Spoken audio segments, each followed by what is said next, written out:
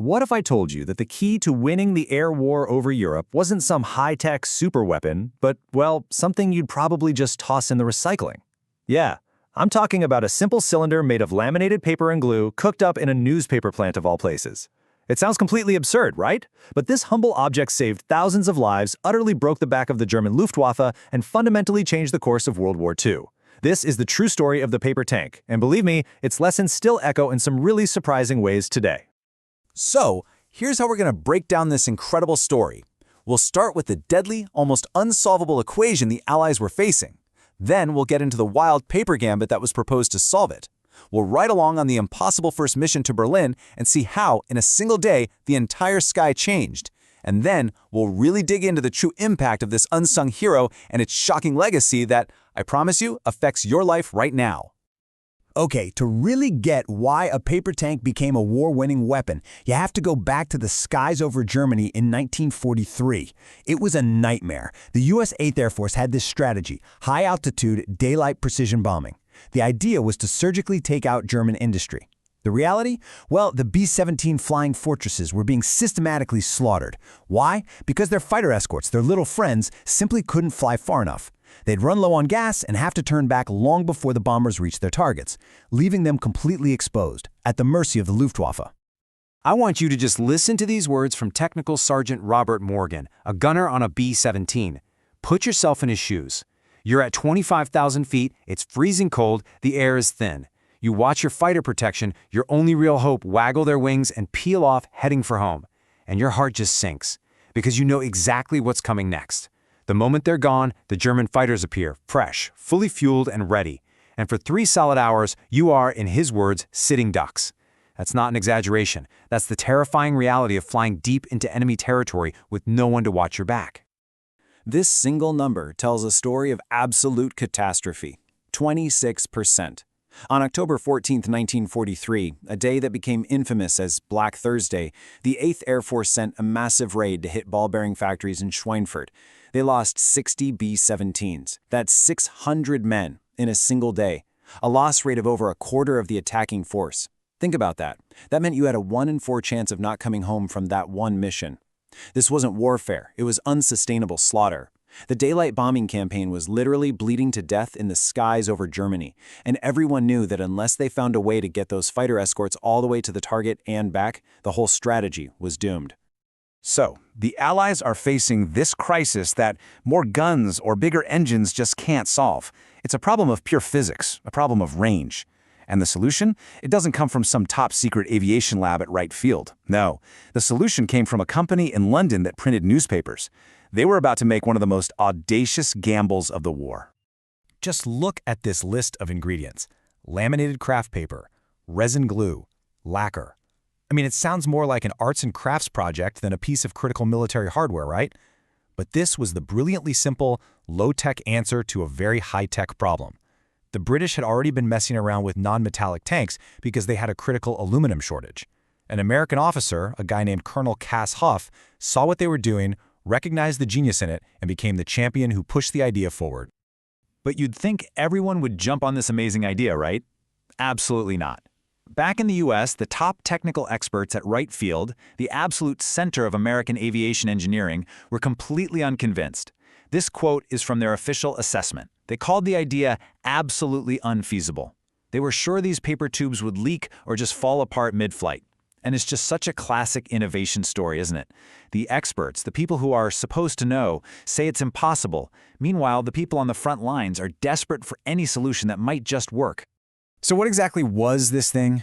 Well, think of it like a giant disposable juice box for a fighter plane. That's really all it was, a single-use fuel tank. Before a mission, you'd fill it up, the plane would drink the fuel from this paper tank first, and then, right before you got into a fight, the pilot would just pull a lever, and whoosh, the empty tanks would drop away.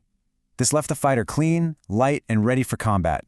And each one of these tanks carried 108 gallons of fuel. That was the precious juice, the magic ingredient that would finally allow fighters to go the distance. Now, this brilliantly simple paper tank was about to be paired with a revolutionary new aircraft, the P-51 Mustang. It was a thoroughbred, a real game changer. And together, this cutting-edge fighter and this low-tech paper tube were about to attempt something that everyone, from Allied top brass to the German high command, believed was completely and utterly impossible: a fighter escort mission all the way to Berlin. I want you to just picture the scene. It's March 4th, 1944. You're a pilot in the briefing room. The intelligence officer, Major McAlpin, stands up in front of a giant map. He pulls back a curtain, and there it is. A single red ribbon of string stretching from your base in England, across the North Sea, deep, deep into Germany, and ending right on top of Berlin itself. The room goes dead silent. You can hear a pin drop. They weren't just going to the front lines.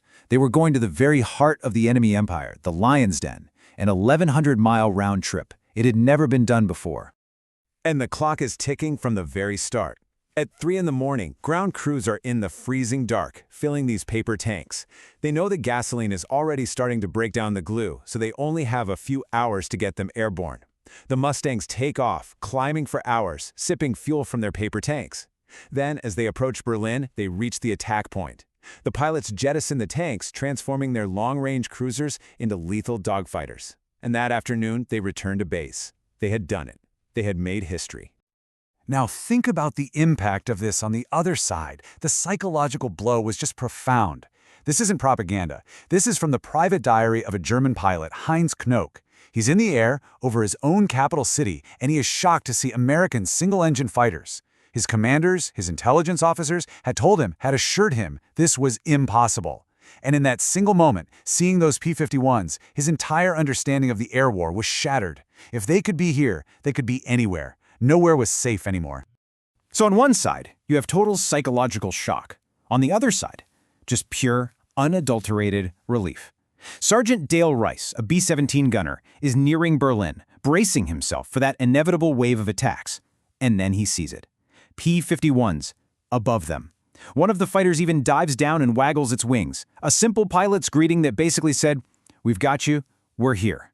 For these bomber crews who had endured months of absolute terror, this was more than just protection. It was a sign. The cavalry had finally arrived. So, what was the real impact of this paper tank revolution? Was it just a morale boost? One good day? No. It was a fundamental shift in the balance of power. The era of the Luftwaffe dominating its own skies was over. Period. You don't have to take my word for it. The numbers tell the whole story, and they are absolutely staggering. Remember Black Thursday in October 1943? The overall bomber loss rate that month was a catastrophic 7.6%. Now fast forward to May 1944. We're just a couple of months into this new reality of long-range escort. The loss rate has plummeted to 1.9%. The bleeding had stopped. The strategic bombing campaign was no longer a suicide mission. It was sustainable, and it was about to bring German industry to its knees. But let's get past the statistics for a second, because this is about people.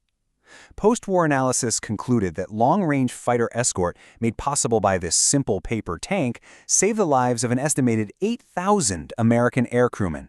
8,000! That's a small town. An entire town's worth of sons, husbands, and fathers who got to go home, all because of an innovation that the experts had officially labeled unfeasible. And here's where the story gets even more fascinating. You might be thinking, okay, so it was a cheap, disposable substitute that worked. But that's not the whole story. In many ways, the paper tank wasn't just a substitute. It was actually a superior piece of equipment. It had all these hidden advantages that made it the perfect tool for the job. Let's just run down the list here. An empty paper tank weighed about a third of a metal one. Less weight means more range.